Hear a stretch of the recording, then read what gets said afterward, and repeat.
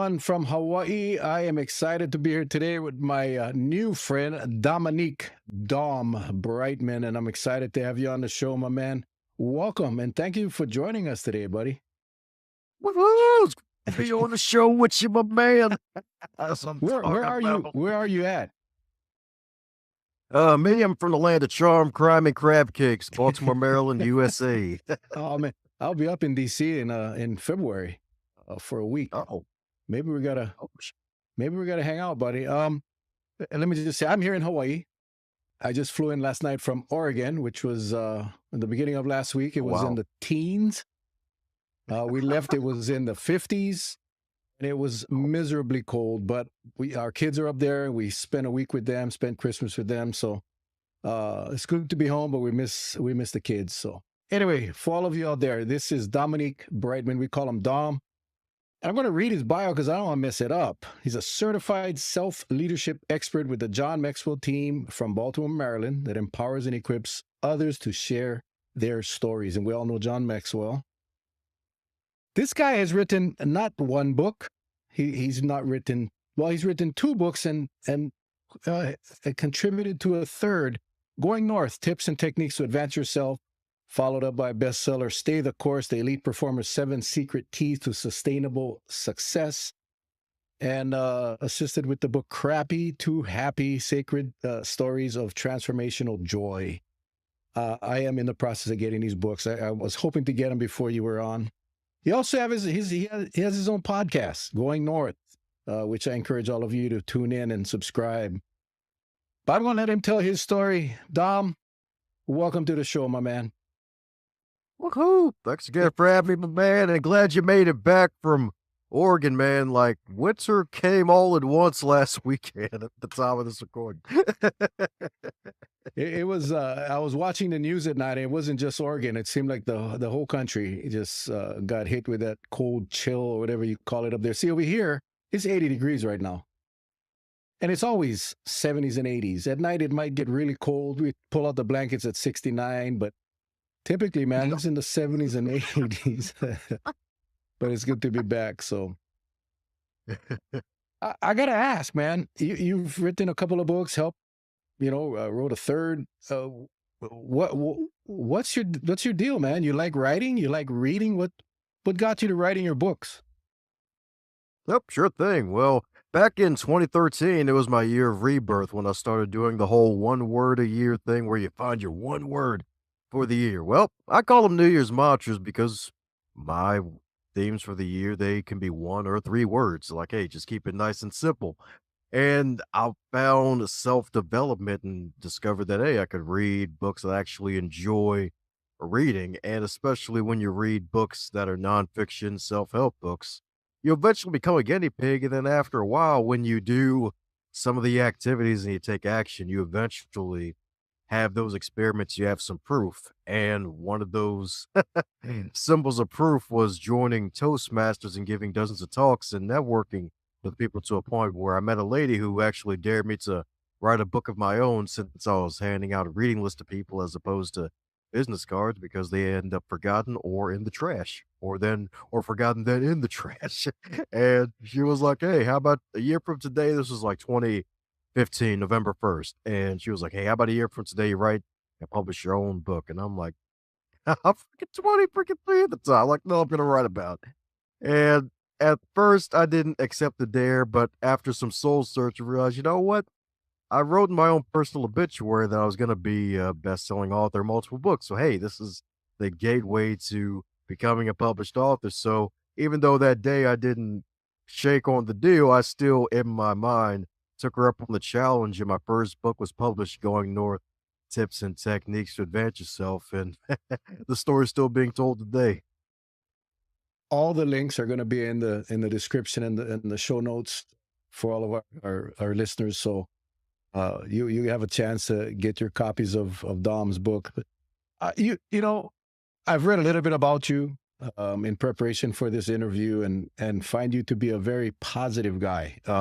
In a time in our world where there's so many things to derail us from being positive. It's just, we were talking earlier with a friend about the media. It's horrible. Everything that comes across in the media is negative. How do you how did you get that positive personality, and how do you maintain it on a day-to-day basis?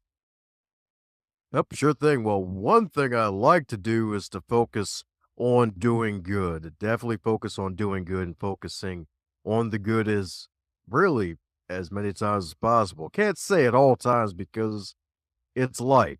There are going to be setbacks that show up along the way. There's going to be times where you have to realize, hey, we're all still human. There's going to be times of grief, times where not only setbacks happen, but yeah, you're going to be sad too. Like nobody is going to feel happy all the time. Like, hey, sugar rainbows and three unicorns all at once is not going to happen all at once. So, starting my day off on a positive note after waking up with the wonderful alarm clock, usually just focusing on a positive message, like opening up the YouTube, going into my motivational playlist and listening to some great music to get me hyped for the day or heck, even something funny for the day. And then just making sure I not even look at the news. I have stopped watching the news for years on end if my outlook on life has changed for the better. Now, granted, I still get headlines every now and then just doing it through like Google headlines and occasionally like Twitter headlines, see what's popular there and seeing if it applies. But like just staying abreast on information doesn't mean watching just the news when you first wake up because there's a reason why the TV was originally called and still called to this day television programming because they're programming your mind to pay attention to the messages that they put in front of you. But we're in a day and age where you have a choice, a much bigger choice of what you put in front of you. And you can choose to get your news from other sources as opposed to just the random local news on your television. Like you can scroll online or heck, even subscribe to different websites or whatever and get your news there. And then also reading something positive too. I always like to have an inspirational quote in front of me. I keep sticky notes all around my office space to really get me in a positive state of mind. And it really all involves having your environment ready to be focused on the good as opposed to just focusing on the bad and staying on the bad. Like there's going to be bad that'll come, but you can turn it into good when you focus on seeing setbacks as a setup for a story forward. Tell you a funny story. Back in the 80s, I joined this business called Amway. Yeah, everybody's heard of Amway, but I remember going to my first conference, and that was the rule number one: don't watch the news in the morning. Similar to what you were saying, focus on the news that you need to have, but stay away from the broadcast news because it's actually depressing. It's quite depressing. It's like I said earlier, in the world that we live in today, it's unfortunate. Quick question: you have a podcast. I'm starting out. I've had a YouTube channel for years and years and years, and we've done video podcasts, but I'm venturing out on this new audio podcast career. And you have one, Going North. How did that come about? What made you decide I'm going to start a Going North podcast? Yep, sure thing. Well, the podcast started because the book publishing was a side quest for me at first because even though it was a goal of mine to finish before my life is over, which opens decades from now still, is that I actually wanted to start a podcast before writing a book. And a few months after Going North was published, I sadly lost my dad to a long battle with dementia because I was part-time caregiver for him along with my mom as well as my older brother.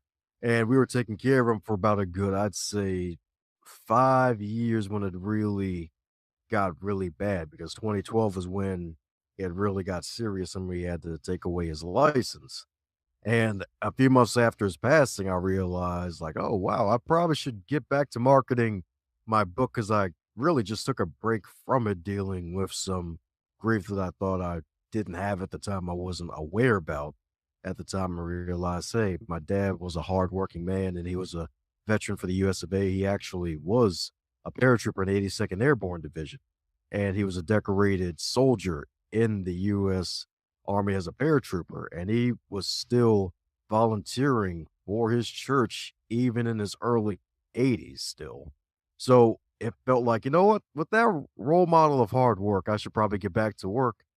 And July 2017, I had the idea to basically start a show to market my books. But I decided to take it even deeper and interview other authors so that way I can learn from them. They can have a platform to get their voices heard, get their feet while they're being interviewed. And also, it also helps to not only build my influence, but also help others to grow and build their influence as well. Because when you start a podcast and you're consistent with it, you're basically a media source for people, for folks that follow you in your journey along the way, and for the folks that'll eventually cling to what you do after a while. And it's just been one heck of a journey where 2017, September, it started. And I originally started like, you know what? I think I'll do a one episode a week. It'll go up every Wednesday. Well, the launch day came and of September 6th, and there were no episodes out because I didn't know how the heck to set up an RSS feed. So was delayed a week and moved over to SoundCloud for a bit. And then 7 episodes launched on the 14th of that day. And then stayed consistent to a point now where episodes go out every Monday, Thursday, and Saturday with an average of 5 to 7,000 downloads a month, interviewing authors all over the planet. So it's been one heck of a journey of just, hey, I wanted to market my book, my business, build my brand, but I decided to come from a place of service, and 1,000 flowers just blossomed from it, where I'm connecting with folks in Australia, of all places, and all over the globe, where I thought, oh, I was going to view a few people maybe in Maryland or the US of A, but no, it's grown. It's grown. Yeah, first of all, so sorry for the loss of your dad. That is just sad, but what an amazing man he sounds like, and I can see where you get your work ethic from now. It's quite clear. But yeah, podcasting. I've always had a YouTube channel and started back probably about 5 years ago, once a week, and then when COVID hit, I took it to 7 days a week, bringing on experts from around the state, around the country. Actually, we even had guests from South Korea and other parts of the country or the world. And we picked up a very strong and loyal following because as you said, it's a media source. It was an opportunity in Hawaii where the messages were coming in from the state and the counties, and it was very confusing. Our show provided a consistent base of factual data that was being presented by experts. They appreciated that. I wanted to take it another step further and say, hey, let's go. Our whole theme was informing and educating, and maybe now we can use this same platform, the same medium, to go out and help people. And that's obviously how Feed Your Mind was born. And we're just starting. I'm excited, and excited again to have you on. Today's day and age, we have a lot of millennials, a lot of teenagers that are out really capitalizing on social media, on YouTube and TikTok and Instagram. And what's your advice to these guys, these people that are out there, and some of them being very, very successful? What would your advice be to, in fact, anyone that's considering an opportunity to go out and share their knowledge, share their information? Good question. Definitely.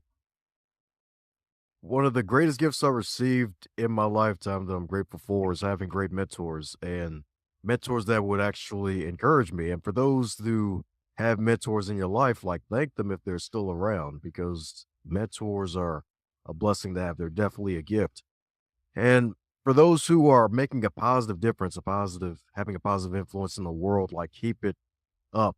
And if there's certain skills you want to master, like, seek out to really master them, especially communication. Because the thing is, emojis are great, but not everybody's going to be a fan of those, especially in business communication. So seeking out to be a master communicator in multiple ways, especially when it comes to written communication, especially now where we have AI out there that can basically do copywriting for you, just about, if you're a business owner, as well as public speaking. Being able to speak in public and communicate with other people is also very important, because a lot of people still fear public speaking. It used to be the top fear. It probably still is in the top three, because the old joke is the person giving the eulogy sometimes would rather switch places with the person in the casket because they don't like talking in front of people. So if you can really seek to become a master communicator with written and verbal communication, and bonus points, picking up body language, being able to read that. On top of that, that'll definitely give you an edge, and always seek to polish your skills no matter what. Because the thing is, we are in a generation of really the attention management age where everything's vying for your attention in so many different ways from so many different directions that if you can master your focus, you can eventually master your life. Wow. Powerful stuff. You're right about the eulogy. To me, that is the highest honor anyone can ever get, is being asked to do someone's eulogy. And I've had that opportunity on several occasions. It's amazingly touching when they can ask anyone. And I'm not saying this to brag. I'm just saying that these families felt comfortable enough with me that they would allow me to do a eulogy. Now I have a difficult time doing it. I'll be honest with you, man. I've never had a eulogy that I didn't break down, because for obvious reasons. But yeah, you're right, man. Sometimes to get up there, you'd rather be the guy in a casket. I gotta remember that one down. You have interviewed hundreds and hundreds of published authors throughout your career and climbing. What are some of your favorite lessons, as you were talking about mentors? What are some of your favorite lessons that you gained or learned from some of these interviews that you've done? I find it so so much fun and interesting interviewing people, especially people that I have never met before. It's amazing. But what are kind of your favorite moments in all of those interviews? Oh man, there's so many to count, too many to count, as some would say, but definitely one of the funny moments was actually an episode I had with a fellow podcast host. He had this book called Beacons of Leadership that he was promoting, and we had so much of a fun time. And he actually dropped a story that he gave from an author buddy of his where he says, "Hey, like nobody's gonna read your book." And he's like, "What?" Like, nobody's gonna read your book. Like, nope, nobody's gonna read your book. Your friends and family, nope. It's gonna be the strangers that are gonna read your book and that are gonna enjoy it if they decide to purchase and buy it.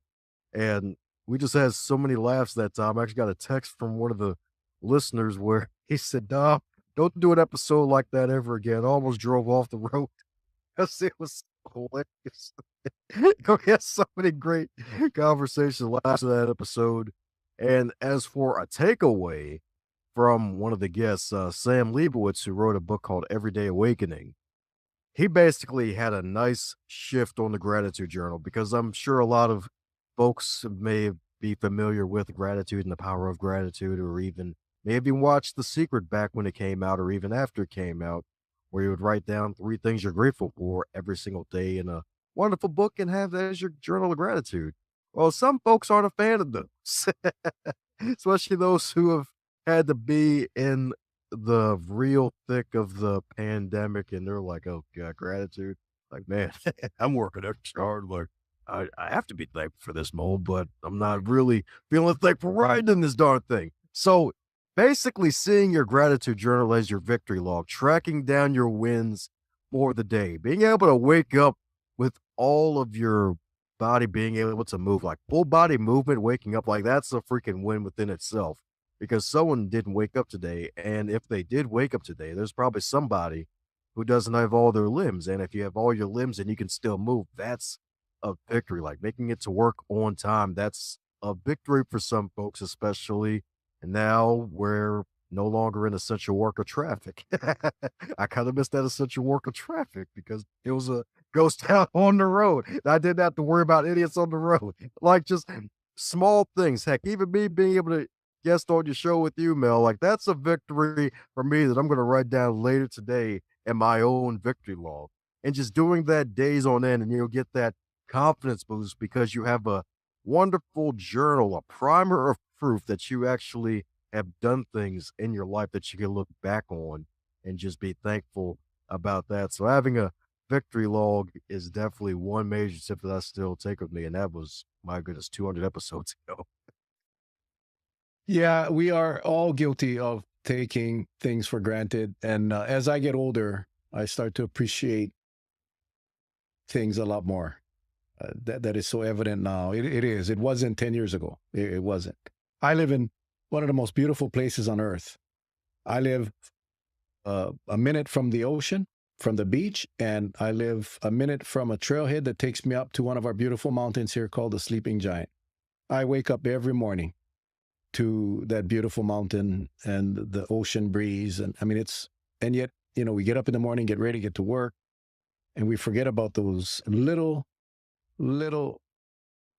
things that bring so much joy. And every so often, we gotta stop and and think about those things. Switching gears here, you're a reader. You love to read. Your bio says you're a voracious reader. I'm curious because I was never a reader. I didn't go to college until I was in my 40s, and obviously I was forced to read, but Right. because I had to. But I learned a lot more. I think the learning ability when you're in your 40s versus when you're just out of high school. I think I absorbed a whole lot more while I was reading. But interesting, again, in your reading up on you and libraries, you talk about libraries, and nowadays you can go to Google, you can you can download books, you can download ebooks. But is there a place for libraries in our world today, and why do you believe that libraries are how do you say it, full of gold? I think you said. Well, what's your Yeah. take on libraries?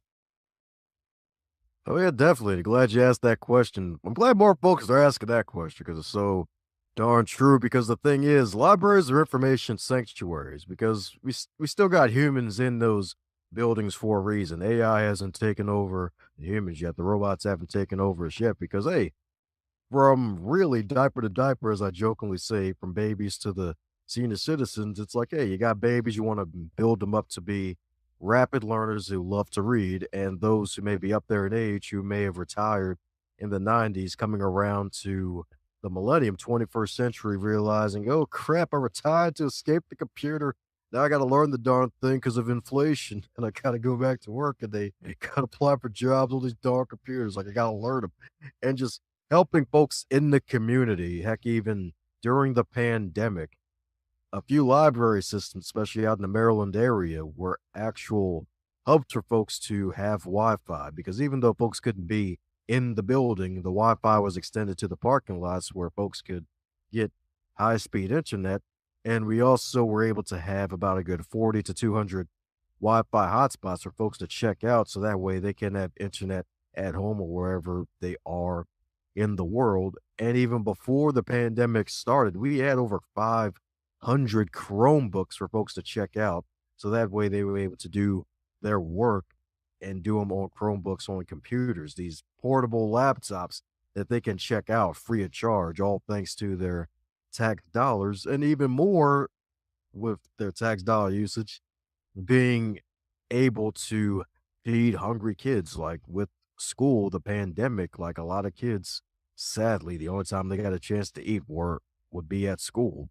And the thing was, we basically had to be hopes for families to pick up meals for their kids free of charge because of their tax dollars being and working helping out kids. So libraries, especially public libraries, are more community centers now that communities need to really level up in society because books are still great. It feels great to hold a book, but there's also other facets too that can help out our fellow human beings to succeed.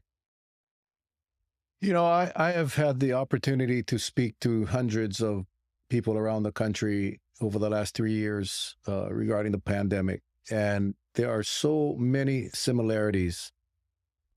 Just hearing you talk about the libraries and the Chromebooks, and we have the same problems.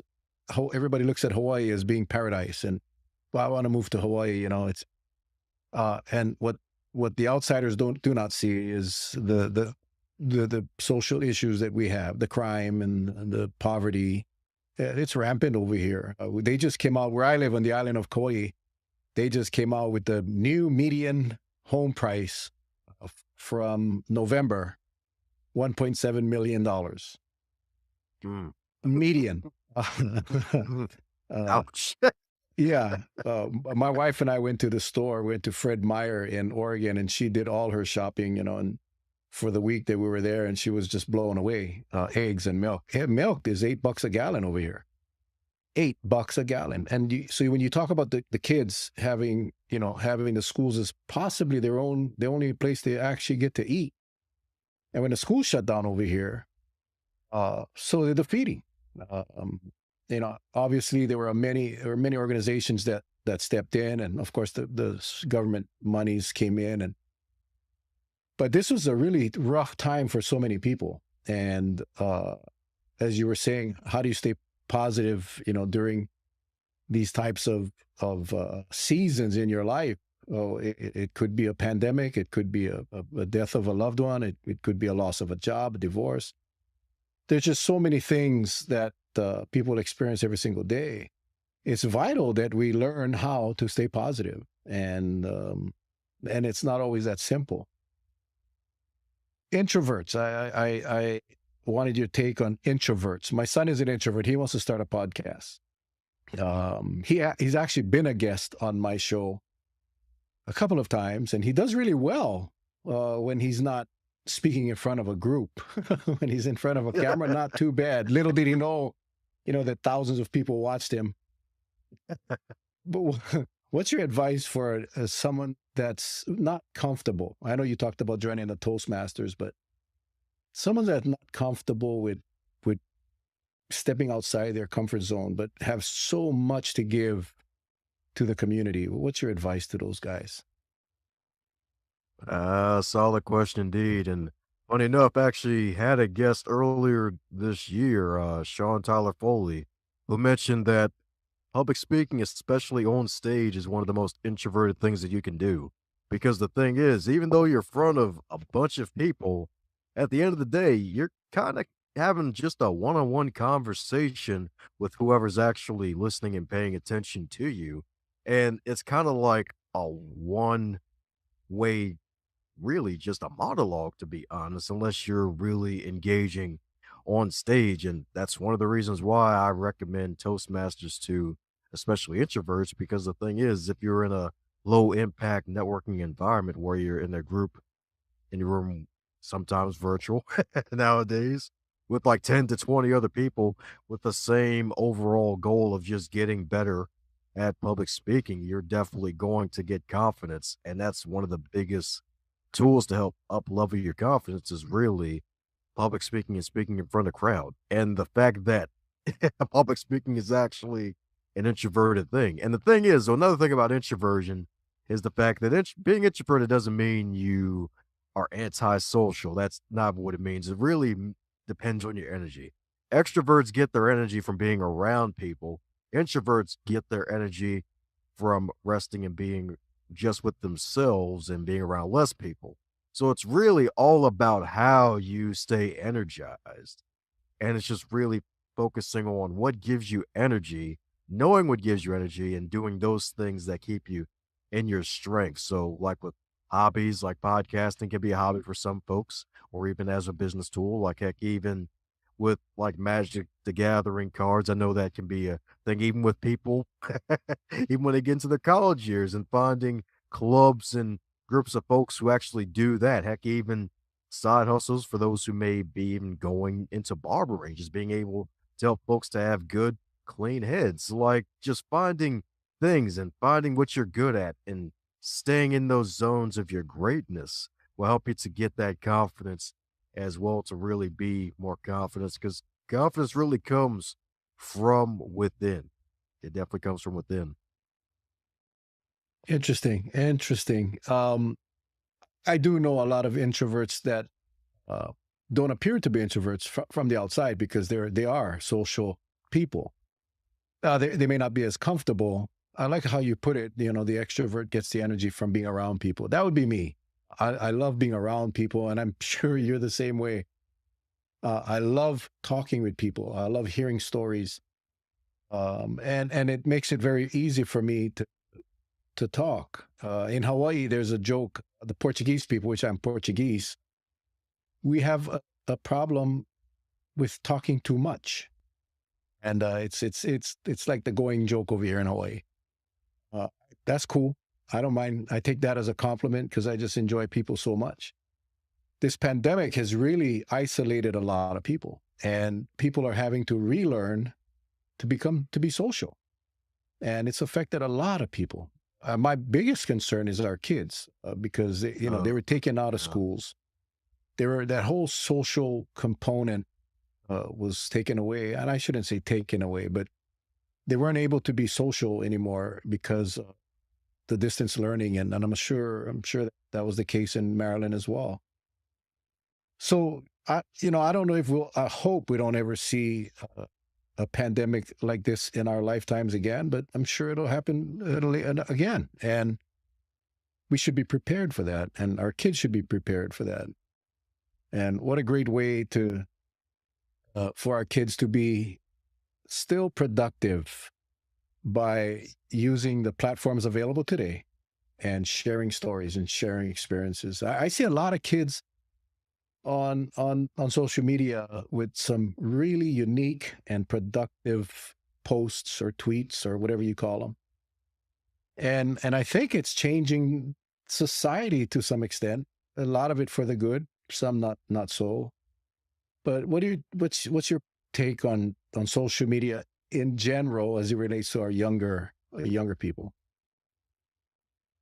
I'd have to say definitely social media at the end of the day is a tool to be honest. It's a tool for me to connect with other people, especially marketing my brand and my business. But for the younger generation, the problem with social media is that it's built to really suck in your attention when kind of like early in the conversation mentioned earlier, we're in the attention management era of living. Like it's no longer the information age, it's the attention management age. And the folks in Silicon Valley, heck, even the book I recommend folks to pick up, it's by the author named Nireyal,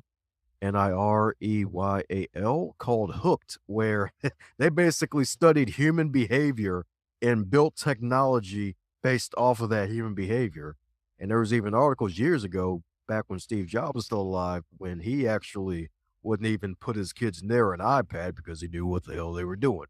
Like they built these apps and these devices to take away your time. It's like, yeah, you're learning, but at the same time, it makes folks more irritable because you're in front of a screen for so long. So there's good and bad. Like at the end of the day, it's a great tool to use, but don't let that be your whole life. You still have to be face to face with people. And that's the thing, like with any parents listening, and heck, even anyone listening for that matter, is making sure you're around people face to face if you can, as much as possible, being out in nature as much as possible, and making sure you don't have screen time be the majority of your day, at least making sure you don't have a screen in front of you all the time and just taking in nature because there's actual studies. I don't have the appropriate studies right in front of me right now, but there's actually been experiments done from even other writers where they mentioned that their family time, where they focus more on taking digital detox time of taking a few days away from technology, especially now that we're not in the peak COVID of 2020, where we're now in this era where, okay, we're getting back to next normal, where we can actually be around humans again. The behavior is actually a lot better and the patience is a lot more in their well, metaphorically, because it's like they're not in front of screens the whole time. And that's really what it's all about, making sure that your screen time isn't trumping the rest of your life, making sure you're still getting around other people, getting around nature, so that way you'll be more well-rounded and less irritable. Less irritable. That's the key. A friend of mine who owns a car dealership over here said, Mel, these guys come in for interviews. They cannot even speak. They just have no communication skills anymore. Maybe I should have had my interview via text. And while he was joking, that's the sad reality of the world we live in today. Yeah. These kids just simply cannot communicate.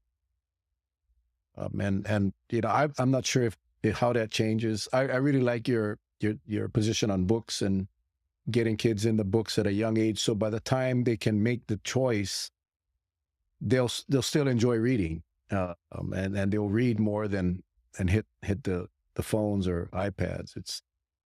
You cannot go to a restaurant today or any event outdoors and see families hanging around together, all with their eyes on their phone. It's kind of sad, really, where we used to. I mean, my generation anyway. We grew up outdoors. We always went to beaches and parks, and nowadays everybody just hangs out at home and shares Instagram stories and reels and everything else. Sad.